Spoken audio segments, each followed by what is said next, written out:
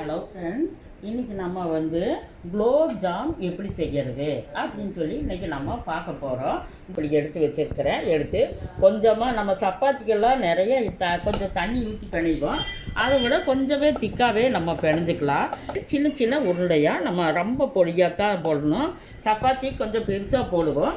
அது மாதிரி இல்லை, இந்த மாதிரி உருண்டை நம்ம பிடிக்கணும். இதே மாதிரி நம்ம எல்லாத்தையும் நம்ம ஊற்றி எடுப்போம்.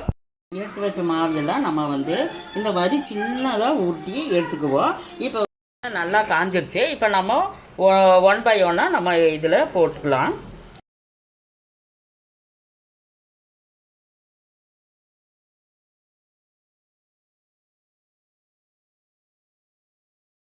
குலோப் ஜாமு இப்போ இதை வந்து நான் சர்க்கரை பாகு காய்ச்சி வச்சுருக்கிறேன். அந்த இது வெள்ளை சர்க்கரை போட்டு ஏலக்காய் போட்டு சர்க்கரை பாகு காய்ச்சி வச்சுருக்கேன். இதில் வந்து நம்ம போட்டுருவோம்.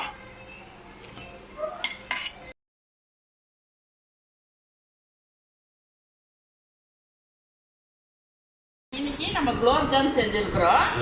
இது வந்து சாப்பிட்டு எப்படி இருக்குது அப்படின்னு